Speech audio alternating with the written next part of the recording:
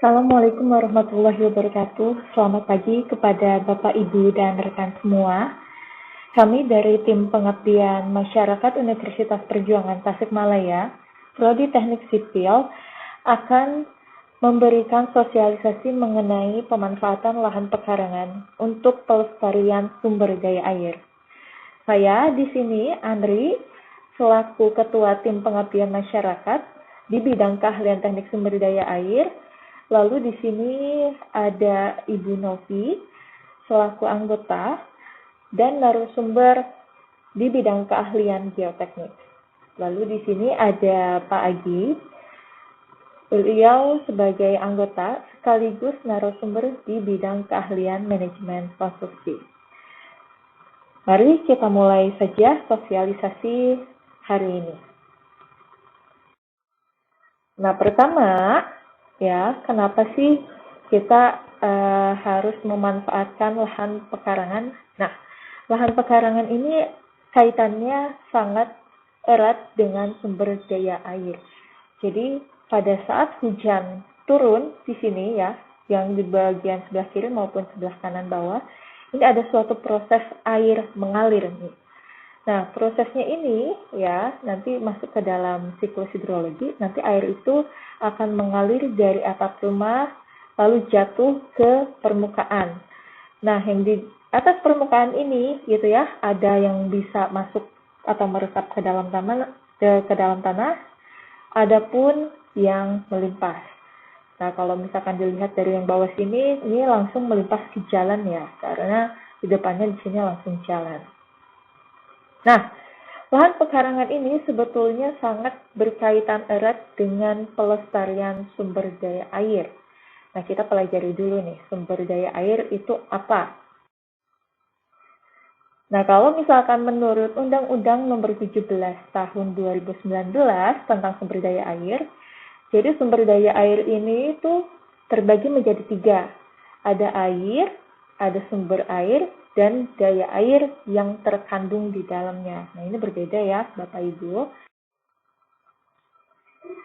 Sebelah kanan ini adalah suatu proses bagaimana air itu bisa turun ke bumi sebagai hujan, gitu ya.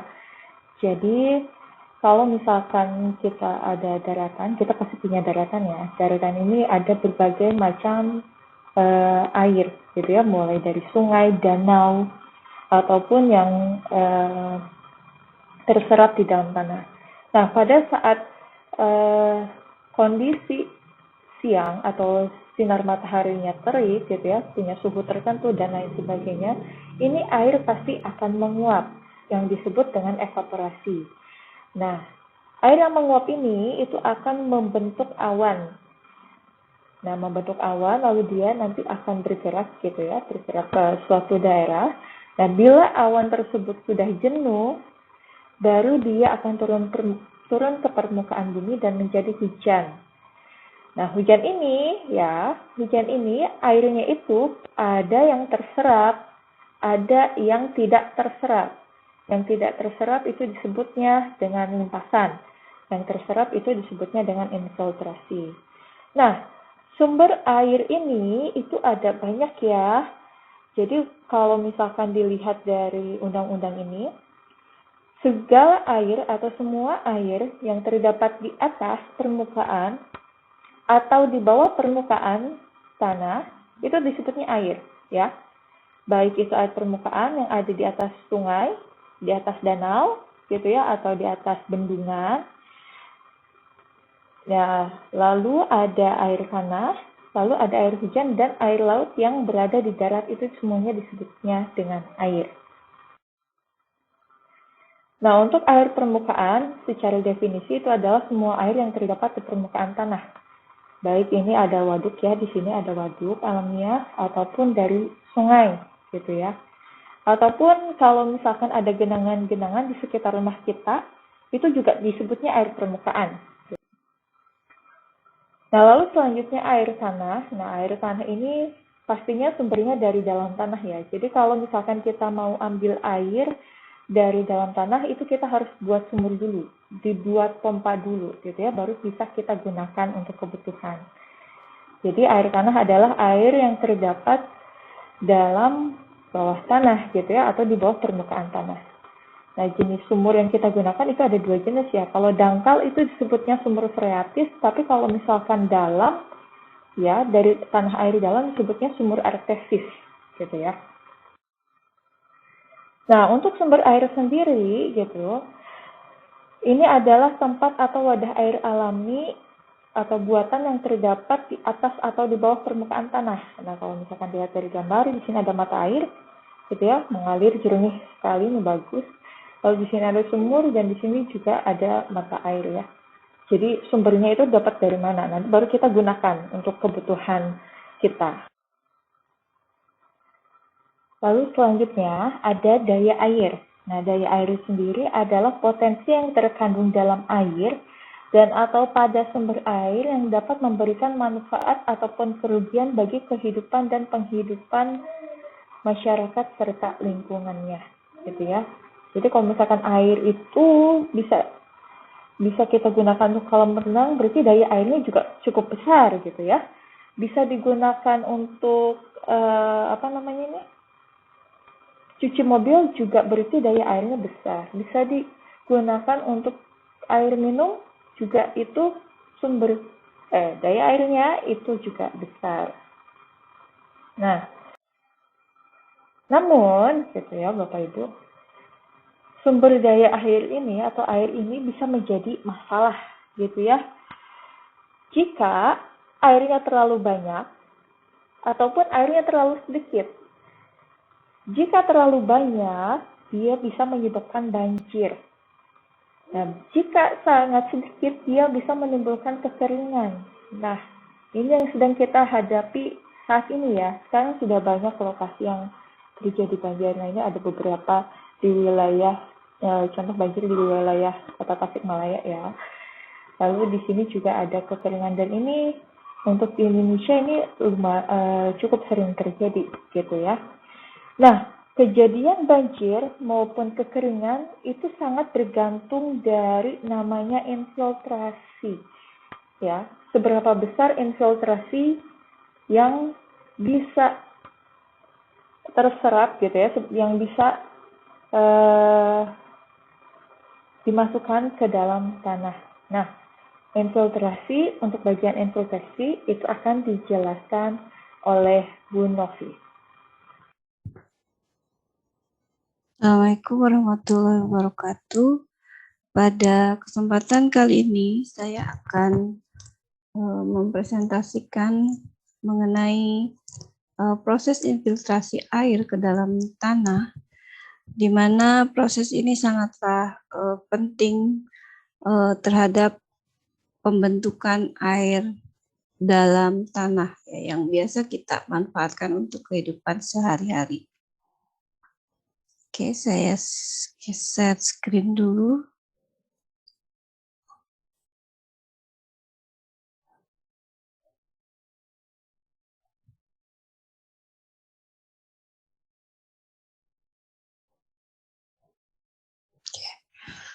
Seperti yang kita ketahui, air di muka bumi ini jumlahnya tetap ya, jadi pada prinsipnya tidak bertambah dan juga tidak berkurang.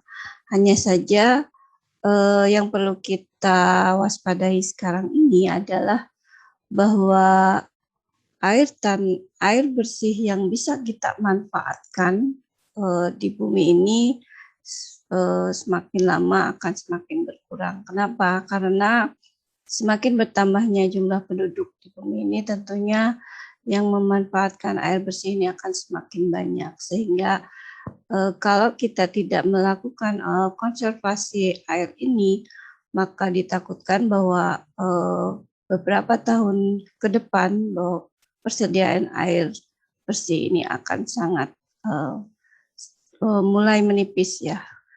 Oke, untuk penjelasan ini saya mulai dengan apa sih infiltrasi itu? Infiltrasi itu adalah proses masuknya air hujan ke dalam tanah. Di sini artinya bahwa infiltrasi akan terjadi apabila terjadinya hujan. Nah, air hujan ini masuk ke dalam tanah di mana yang bisa menyerap air hujan ini adalah tanah yang dalam kondisi tidak kenyang air, atau dalam artian bahwa kondisi tanahnya masih kering ya, atau tidak penuh dengan air, kalau istilah dalam secara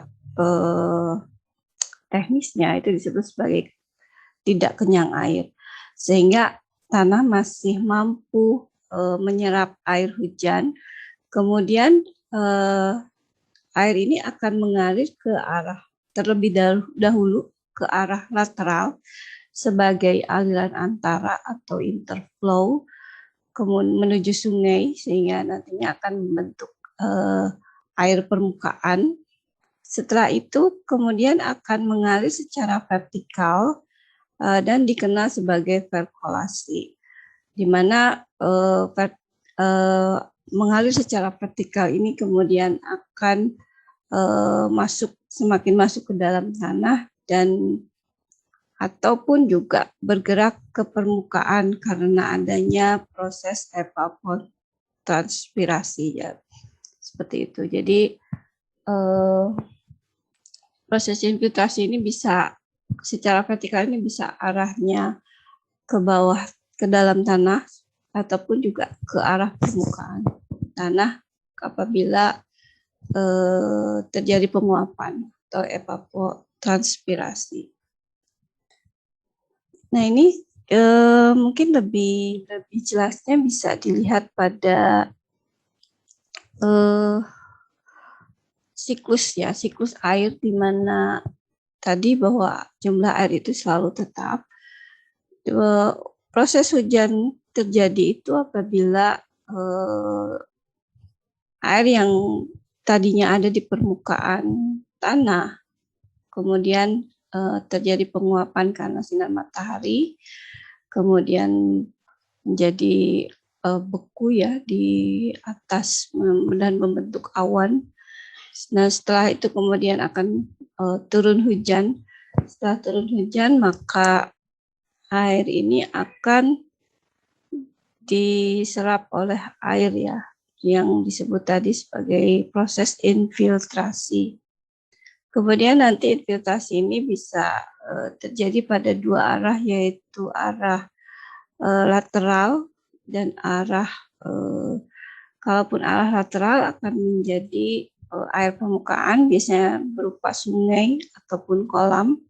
Sedangkan kalau arah vertikal ini akan menjadi sebuah air tanah ya. Jadi di mana biasanya kita manfaatkan melalui sumur atau galian sumur seperti itu adalah proses di mana kita bisa mengambil air tanah. Ini juga sama, mungkin lebih jelasnya proses siklus hidrologi atau siklus air ya di bumi ini, seperti di mana bahwa air itu selalu berputar ya dari permukaan, kemudian menguap menjadi awan, kemudian hujan, dan kembali ke permukaan kembali. Nah, di sini bahwa dalam prosesnya bahwa infiltrasi ini bisa dipengaruhi oleh beberapa faktor ya, terutama adalah jenis tanah di permukaannya, kemudian juga kondisi permukaan tanahnya, apakah mudah atau tidak ada tutupan ya di atas permukaan tanahnya.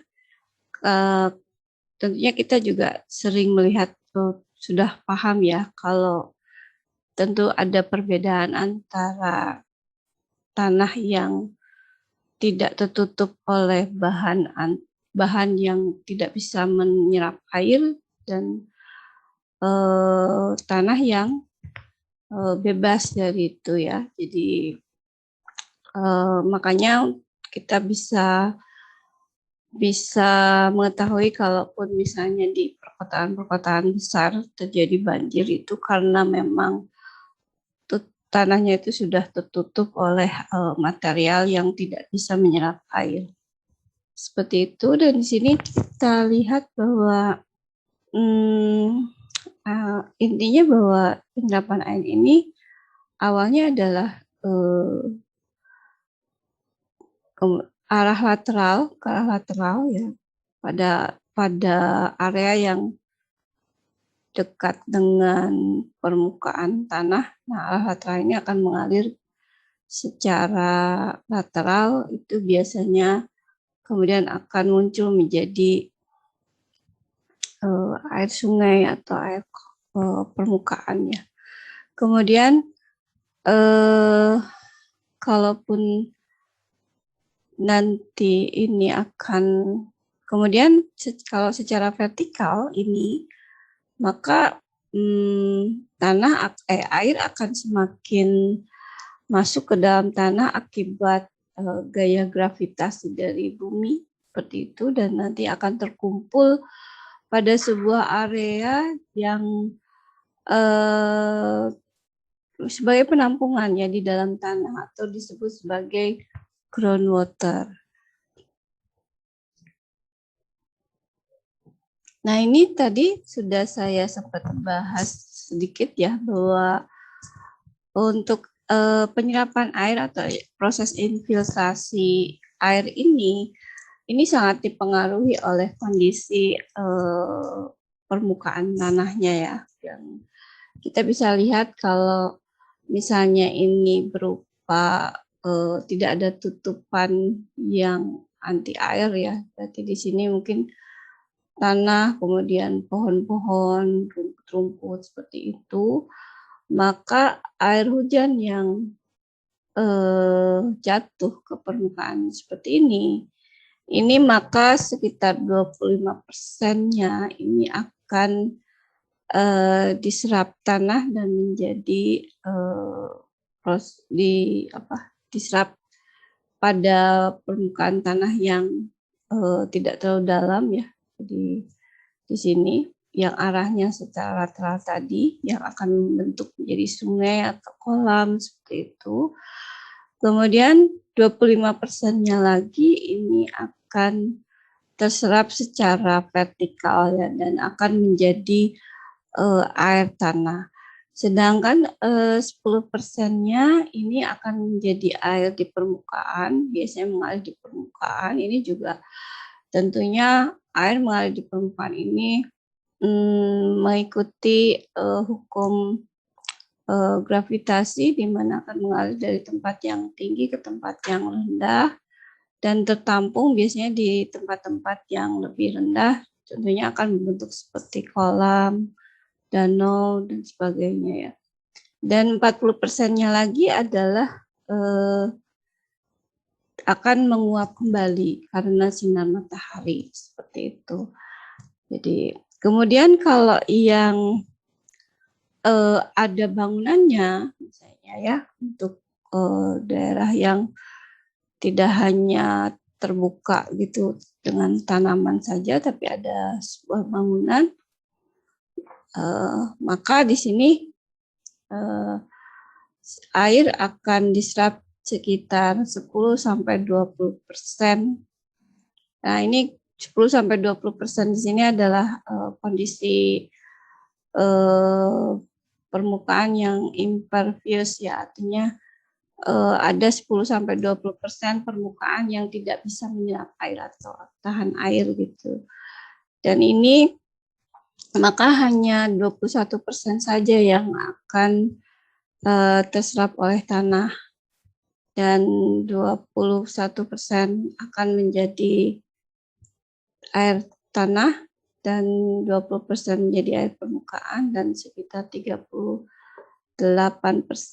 akan menguap kembali. Kemudian ini bila kalau permukaan tanah ini memiliki 35% atau sampai 50% permukaan yang tidak bisa menyerap air ya, terutama mungkin di daerah-daerah pemukiman gitu ya, yang area hijaunya sedikit gitu, tapi lebih banyak bangunannya, maka ini kita bisa melihat bahwa sekitar 20% ini akan menjadi dapat diserap ke arah lateral, kemudian 15% terserap menjadi air tanah, dan 30% menjadi air permukaan, dan 35% akan kembali menguap. Kemudian apabila daerah ini memiliki sekitar 75% sampai 100% area yang tertutup atau tidak bisa diserap air, seperti di kota-kota besar biasanya, maka ini hanya 10% saja air yang bisa diserap secara lateral, dan 5% saja yang bisa terserap tanah secara vertikal dan menjadi air tanah. Sedangkan 55%-nya menjadi air di permukaan dan 30% akan menguap. Nah, dari sini kita bisa melihat tidak aneh ya, contohnya seperti di kota-kota besar seperti di Jakarta, apabila terjadi hujan besar maka akan terjadi banjir, karena kita bisa melihat di sini bahwa kalau misalnya daerah tersebut tidak ada area terbuka untuk bisa menyerap air, maka sekitar 55%-nya air ini akan jadi air di permukaan tanah atau menjadi banjir. Seperti itu. Oke. Nah, dari situ kita bisa menyimpulkan bahwa untuk penyebab infiltrasi atau faktor yang menyebabkan terjadinya infiltrasi pada tanah ini, yang pertama adalah gerak air di dalam tanah melalui pori-pori tanah dipengaruhi oleh satu, gaya gravitasi, dan kedua adalah gaya kapiler. Gaya gravitasi ini bisa menyebabkan aliran menuju ke tempat yang lebih rendah, entah itu tanah air yang di dalam tanah tadi, kemudian ataupun yang di permukaan yang bisa artinya mengalir dari tempat tinggi ke tempat yang rendah. Sementara gaya kapiler menyebabkan air bergerak ke segala arah. Jadi kalau kapiler itu intinya bahwa tanah sendiri itu memiliki pori-pori ya, jadi tidak masif keseluruhan. Jadi tanah sendiri itu terdiri dari partikel tanah dan juga pori-pori yang bisa diisi oleh udara ataupun air. Nah, gaya kapiler inilah yang menyebabkan air bisa bergerak ke segala arah.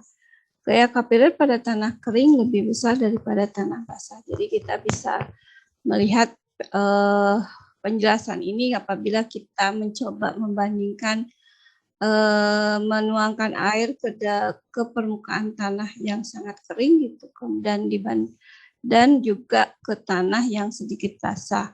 Kita bisa melihat dari proses pengaliran air tersebut, bisa kita di mana bahwa tanah yang lebih kering itu prosesnya akan lebih cepat, penyebarannya akan lebih cepat daripada tanah yang basah.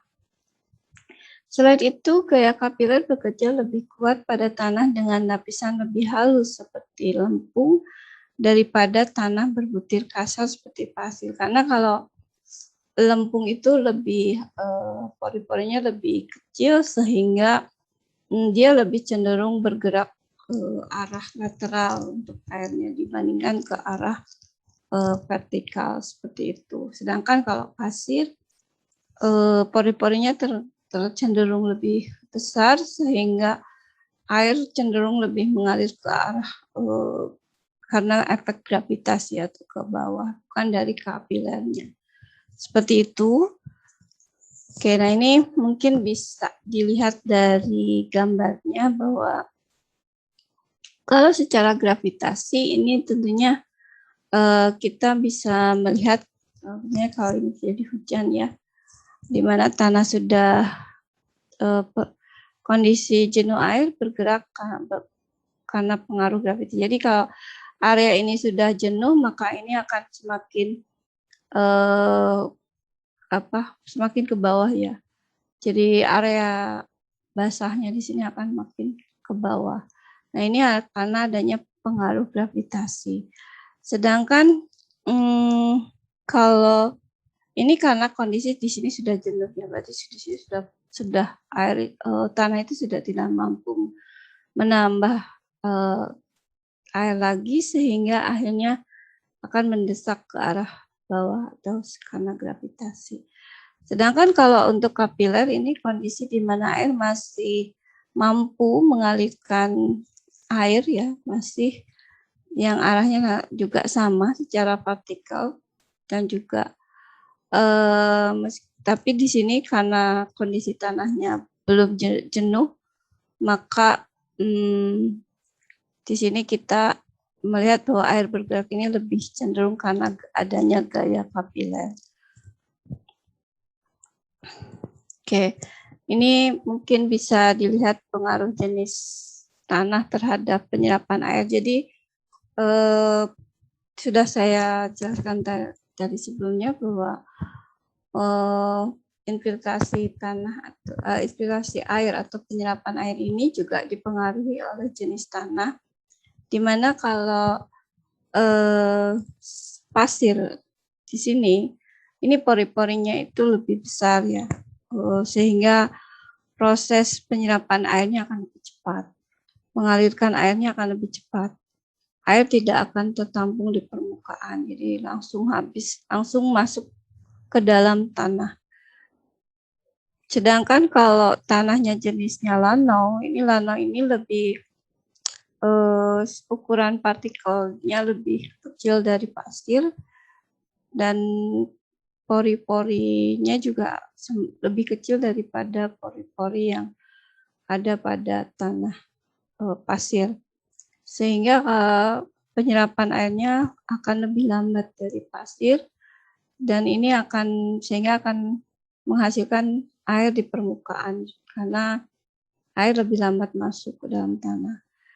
Sedangkan untuk tanah jenis lempung ini tanah yang paling halus butirannya, kemudian pori-porinya juga paling kecil, sehingga ini juga akan semakin paling lambat sendiri masuk ke dalam tanah untuk airnya, sehingga kalau di atas tanah lempung, air ini cenderung lebih banyak berada di permukaan tanah dibandingkan dengan yang terserap ke dalam tanah. Mungkin seperti itu untuk penjelasan mengenai proses penyerapan air ke dalam tanah atau disebut sebagai infiltrasi. Terima kasih. Assalamualaikum warahmatullahi wabarakatuh. Waalaikumsalam warahmatullahi wabarakatuh. Nah, terima kasih atas penjelasannya Ibu Novi. Jadi, infiltrasi itu sangat dipengaruhi oleh jenis tanah, gitu ya. Nah, walaupun begitu, Bapak Ibu ya, sebetulnya kita sebagai masyarakat itu punya beberapa cara nih sebetulnya untuk membantu sumber daya air ini untuk dilestarikan, gitu ya. Kita punya beberapa caranya. Nah, kita sebagai masyarakat juga sebaiknya ya bisa menahan limpasan yang ada di rumah kita, gitu ya, setidaknya, walaupun kita tidak bisa berkontribusi besar mungkin untuk daerah yang lebih besar, tapi setidaknya untuk diri kita sendiri saja dulu. Nah, kita bisa menahan limpasan, ya. Kita juga bisa menyerapkan air hujan. Kita juga bisa mengisi air tanah. Tujuannya adalah untuk melestarikan sumber daya air. Nah, ada beberapa cara yang bisa kita lakukan, gitu ya. Ada beberapa metode nih. Pertama, ini gambar pertama. Ya, ini gambar pertama. Kita bisa buat lubang resapan biopori. Lalu yang kedua, kita bisa membuat sumber resapan. Ataupun Bapak Ibu kalau misalkan senang sekali dengan tanaman, bisa membuat bisa membuat tanaman ya di halaman rumah gitu ya, atau di pekarangan rumah. Ini tanaman itu tidak hanya di permukaan ya, tapi bisa juga kita simpan di atas atap sebetulnya ya, asalkan atapnya mendukung untuk ditanami tanaman, begitu ya. Ini kalau contohnya di pagar atau model yang lain juga bisa. Nah, ini sangat membantu sekali untuk menahan limpasan maupun untuk menyerapkan air. Nah, setiap metode itu punya daya serap air yang berbeda-beda, daya tahan menahan limpasan yang berbeda-beda, gitu ya. Nah, saya akan menjelaskan mengenai lubang resapan biopori. Jadi, lubang resapan biopori ini adalah lubang yang sengaja dibuat, gitu ya, dilubangi, gitu ya, lalu dimasukkan alat. Kita bisa pakai pipa PVC ya, dimasukkan sekitar kedalaman kurang lebih 1 meter, gitu ya, dengan diameter pipa itu 10 cm. Nah, pipa ini itu nanti dilubangi, gitu ya, dilubangi agar air yang ada di kanan kirinya, nih di kanan kiri tanah, itu bisa terserap. Jadi kalau misalkan dari atas nih ada air, ya, ada air masuk ke sini dari permukaan tanah, masuk ke sini. Nah, nanti kalau sudah penuh, ini nanti terserap, masuk ke dalam tanah, gitu ya. Jadi ini harus dilubangi pipanya ini. Nah, untuk keperluan penyuburan tanah, gitu ya, ini juga bisa dimasukkan bahan-bahan organik ya, sampah-sampah organik. Ini bisa dimasukkan. Jadi kalau ada sampah di rumah ya, Bapak Ibu, bekas sayur gitu, bekas bawang ya, bisa dimasukkan saja ke sini ya, dibuka saja dulu tutupnya. Nah, tutupnya ini bisa macam-macam. Bisa pakai kawat ataupun tutup pipa PVC yang sudah dilubangi. Nah, ini salah satu contoh untuk penerapan menggunakan pipa PVC. Nah, jadi kalau dilihat di sini ya Bapak Ibu, ini harus dilubangi dulu nih, pakai bor gitu ya, dilubangi terlebih dahulu. Ini kurang lebih tingginya 1 meter. Lalu kalau mau pakai tutup PVC-nya juga harus dilubangi ya. Nah, alat untuk melubangi tanah ini ada khusus, ataupun kalau Bapak Ibu mau pakai yang lain juga boleh, misalkan pakai apa tuh? Buat itu tuh mungkin tongkat besi gitu ya, bisa. Nah, ini untuk memudahkan pakai bor Belgi namanya. Ini lebih mudah digunakan. Nah, pertama sebelum membuat biopori atau lubang resapan biopori, kita tentukan dulu nih, kita mau pasang bioporinya itu di sebelah mana, gitu ya. Lalu agar memudah pekerjaan, ini si lubangnya itu disirami dulu oleh air, gitu ya, biar tanahnya lunak, gitu, agar tanahnya lunak. Nah, setelah itu baru diputar. Kalau misalkan pakai bor Belgi, ini namanya bor Belgi, tinggal diputar nih. Tinggal diputar ke kanan kiri hingga berlubang. Dan ini diusahakan bor Belginya ini harus tegak lurus ya. Harus tegak lurus. Nah, terus lubangnya itu kurang lebih sedalam 1 meter dengan diameter 10 sampai 30 cm.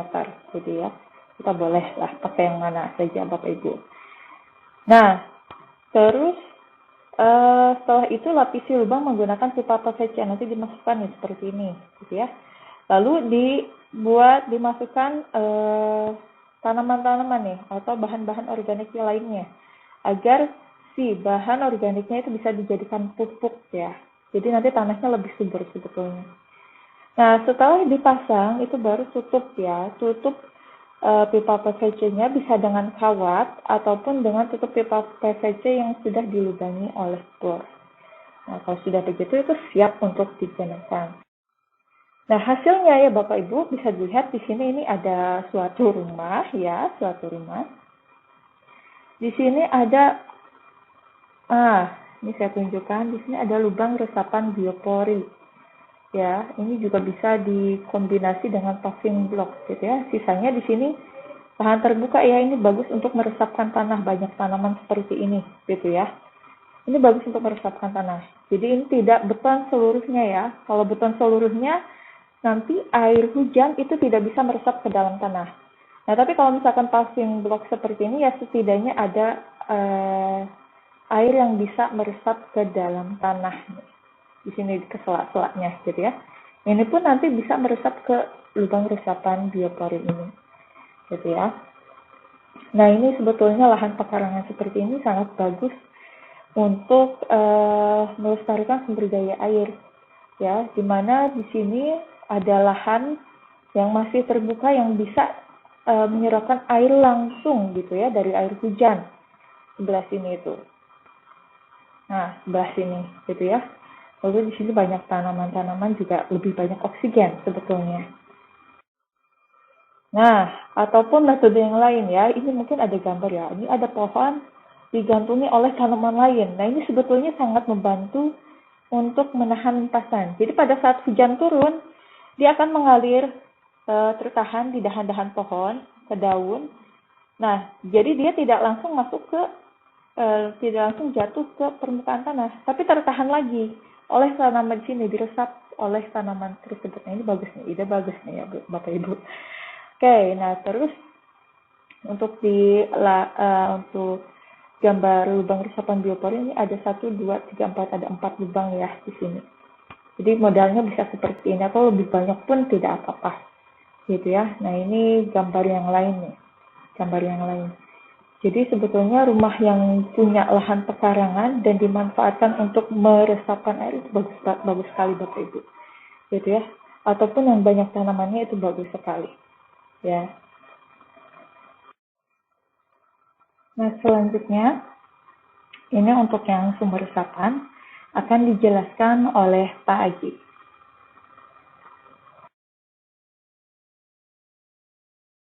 Assalamualaikum warahmatullahi wabarakatuh. Berikutnya materi terkait dengan sumber resapan. Sumber resapan ini memang paling efektif terkait dengan konservasi air hujan ya. Jadi untuk daya penampungannya lebih besar. Namun ada beberapa hal yang perlu diperhatikan terkait dengan pembuatan sumber resapan. Jadi jika warga di sini ingin membuat sumber resapan itu harus diperhatikan jarak antara sumber resapan dengan bangunan. Nah, jarak antara sumber resapan dengan bangunan itu ketentuannya minimal 1 meter. Jadi jika ini sumber resapan ini dibuat, itu minimal 1 meter dari bangunan. Lalu jika di rumah warga ada sumur air bersih juga, itu jarak antara sumur resapan dengan sumur air bersih itu minimal berradius 3 meter. Jadi jangan terlalu dekat ya. Nah, dan selanjutnya yang terakhir harus memperhatikan jarak antara sumber resapan dengan septic tank. Nah, jangan terlalu dekat, minimal harus 5 meter karena kalau terlalu dekat itu kemungkinan untuk bercampur antara air hujan, air resapan air hujan dan juga air kotornya itu sangat besar. Nah, selanjutnya ada beberapa standar terkait dengan pembuatan sumur resapan. Yang pertama, sumur resapan itu harus berada pada lahan yang datar. Jangan yang miring, curam, atau labil. Kemudian, jarak minimal 5 meter dari tempat penimbunan sampah dan septic tank. Yang tadi saya sebutkan ya, jadi untuk antara jarak sumur resapan dengan septic tank itu minimal 5 meter radius. Selanjutnya, kedalaman sumur resapan bisa sampai tanah berpasir atau maksimal 2 meter di bawah permukaan air tanah. Jadi ketika Bapak Ibu membuat sumur resapan itu kedalamannya bisa bervariasi ya. Bisa 3 meter, bisa 5 meter dari kedalaman galiannya itu. Namun patokannya itu kalau misalnya ketika Bapak Ibu membuat sumur lalu digali, ternyata ketika digali itu sudah keluar air. Nah, maksimal itu 2 meter dari muka air tersebut. Nah, dan yang terakhir, terkait dengan struktur tanah harus mempunyai permeabilitas tanah. Jadi, sumur resapan itu boleh dibuat ketika tanah yang ada tanah di sekitar rumah Bapak Ibu itu memiliki permeabilitas tanah, yaitu kemampuan untuk menyerap air yang besar. Atau sama dengan kalau misalkan di standarkan satuannya adalah 2 cm per jam gitu. Jadi bisa meresapkan 2 cm tinggi limpasan air dalam 1 jam. Gitu. Oke, selanjutnya di sini saya akan memaparkan terkait dengan cara pembuatan sumber resapan. Sebenarnya ini cukup simpel ya, cukup mudah pembuatan sumber resapan ini. Jadi yang pertama itu kita harus membuat lubang tentunya ya. Jadi digali dulu lahan rumahnya di pekarangan, mau di lahan sebelah rumah ya itu tergantung dengan kesediaan lahan Bapak Ibu. Nah, ini harus digali dulu lubang sumur dengan diameter 8 sampai 10 0,8 sampai 1 meter gitu ya. Jadi 80 cm sampai 100 cm. Ya, kurang lebih 1 meteran lah lebarnya gitu Bapak Ibu. Bisa berbentuk bulat, bisa berbentuk persegi, kotak ya.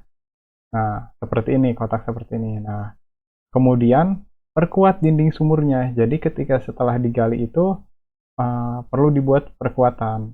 Nah, perkuatan itu bisa dengan buis beton seperti halnya sumur air bersih biasa, atau bisa dengan pasangan bata kosong. Nah, tanpa diplester, jadi pasang bata aja Bapak Ibu. Nah, seperti ini ya. Kalau saya sih menyarankannya pasang bata saja karena yang pertama lebih murah dan yang kedua juga lebih mudah. Dan juga banyak ditemui, kalau supplier bata kan banyak ditemui di mana-mana gitu. Apalagi di daerah Sambong Jaya ini. Selanjutnya, buatlah saluran water inlet dan juga membuat saluran water outlet pembuangan. Jadi di sini ini contoh ya Bu, Bapak Ibu. Nah, di sini sudah dibuat water inlet. Water inlet itu adalah dia dikasih pipa, di dinding-dindingnya diberikan pipa supaya air hujan yang meresap ke dalam tanah yang di luar ini, di luar dari sumur ini, itu bisa masuk ke sumur, tersalurkan ke sumur. Nah, selanjutnya buatlah saluran pembuang water outlet. Nah, water outlet ini nih contohnya di sini nih. Ini sudah digalikan ke sini. Ini untuk pembuang. Jadi kalau misalkan air yang diresapkan ke dalam sumur ini sudah terlalu banyak, full misalnya dengan standar ketinggian di sini, kalau melebihi ini dia akan terbuang. Terbuangnya kemana? Ke lokan. Nah, jadi seperti ini. Ini tadi water inletnya dari tanah-tanah sekitarnya, untuk nanti airnya memenuhi ke sini. Lalu kalau misalkan airnya sudah penuh sampai di level ini, sampai di ketinggian ini, nanti akan dia otomatis terbuang ke drainase, ke saluran jalan gitu. Nah, selanjutnya isi bagian bawah sumur ini dengan koral. Ya, ini isi dengan koral setebal 15 cm minimal. Lalu dan yang terakhir adalah tutup bagian atas sumur ya, biar tidak menyebabkan kecelakaan karena ini kan lubangnya lumayan besar, dan juga ini agar tidak ada sampah yang masuk ke sini ataupun binatang yang masuk ke sini. Karena memang sumur resapan ini kan fungsinya untuk konservasi air hujan agar bisa dipakai gitu, menjadi air bersih. Oke. Selanjutnya, ini yang sering ditanyakan. Kalau dalam pembuatan sumur resapan ini memang fungsinya untuk konservasi air ya. Namun kita juga perlu memperhatikan biaya pembuatan sumur resapannya. Nah, ini yang pertama kita harus mempunyai bata merah 500 buah. Selanjutnya semen kurang lebih 4 sak. Selanjutnya besi diameter 8. Sama kalau saya sih menyarankan diameter 8 ya. Ini untuk besi ini untuk dipakai untuk membuat tutup sumur. Selanjutnya pasir pasang pasir pasang itu kebutuhannya kurang lebih 2 kol kalau Bapak Ibu beli. Nah, selanjutnya batu split. Sebenarnya batu split ini sedikit ya keperluannya. Dia hanya untuk mengecor tutup ini yang tadi, tutup sumur resapannya. Dan yang terakhir adalah pipa. Nah, pipa ini kan tadi untuk saluran pembuang dan juga saluran masuknya, pipa inlet. Nah, untuk pipa inletnya ini saya sarankan di diameter 3 inch. Satu batang aja ya Bapak Ibu kalau belinya. Karena untuk yang pipa inlet nanti kan dipotong-potong. Satu batang itu kurang lebih 4 meter, nanti dipotong-potong bisa menjadi beberapa pipa inlet nanti. Nah, untuk pipa pembuangnya ini saya estimasikan juga satu batang, karena untuk membuang asumsi untuk membuang ke selokannya itu kurang lebih ya sekitar 4 meteran ya jarak dari saluran sumur resapan ke saluran pembuang. Nah, ini adalah RAB-nya. Saya coba estimasikan di mana modal pembuatan sumur resapan dengan ukuran 1 meter kali 1 meter dan kedalaman 2 meter itu adalah sebesar Rp3.441.600. Nah, ini apa aja sih yang dipakai untuk apa aja? Ini ada rinciannya ya. Bu, tadi yang bata 500 buah, kemudian semen, kemudian pasir. Begitu mungkin Bapak Ibu terkait dengan sumur resapan. Terima kasih. Wassalamualaikum warahmatullahi wabarakatuh. Waalaikumsalam warahmatullahi wabarakatuh. Terima kasih Pak Haji atas penjelasannya. Jadi ya Bapak Ibu, kita bisa bantu pemerintah untuk melestarikan sumber daya air. Jadi sebetulnya untuk melestarikan sumber daya air itu bukan hanya kewajiban pemerintah, tapi kita juga sebagai masyarakat gitu ya. Nah, yuk kita cegah banjir gitu ya, lalu lestarikan sumber daya air gitu ya. Nah, sebetulnya kita ada beberapa upaya kecil yang dapat dilakukan setiap keluarga di rumah ya. Yang pertama tadi ada lubang resapan biopori ya. Lubang resapan biopori kalau dari segi biaya itu tidak terlalu besar ya. Ataupun kalau misalkan Bapak Ibu punya budget yang lebih, bisa buat sumur resapan ya.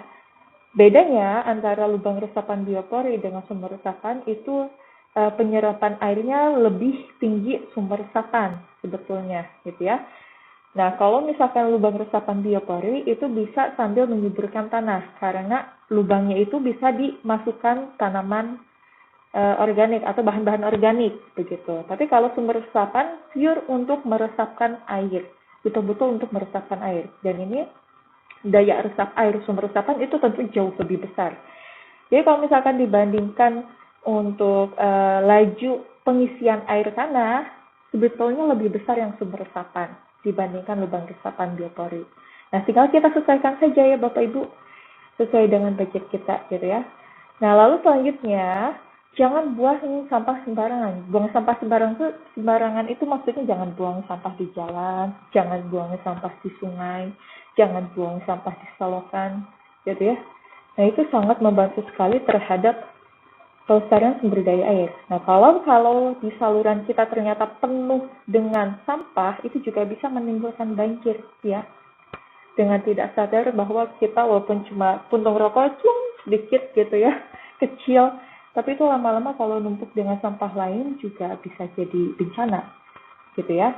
Nah, kalau misalkan di rumah Bapak Ibu ada paving block atau beton gitu ya, bisa dibuka sebagian ya, agar airnya itu bisa terserap oleh tanah, jadi tidak langsung melimpas ke jalanan, gitu ya. Lalu juga ini yang lagi ngehit sekarang, tanam pohon di sekitar rumah. Walaupun tanamannya kecil-kecil ya, di pot gitu ya, masih bagus digantung-gantung, itu juga bagus. Itu juga masih bisa membantu untuk menahan limpasan agar tidak langsung jatuh ke jalan. Ya, jadi apapun hal kecil ya yang bisa menyelamatkan sumber daya air itu bisa kita lakukan ya. Begitu saja, sekian sosialisasi dari kami. Wassalamualaikum warahmatullahi wabarakatuh. Oke, terima kasih ya Bapak Ibu. Jangan lupa like and subscribe Lalu jangan lupa isi surveinya ya Bapak Ibu, ada hadiah voucher dari kami. Terima kasih.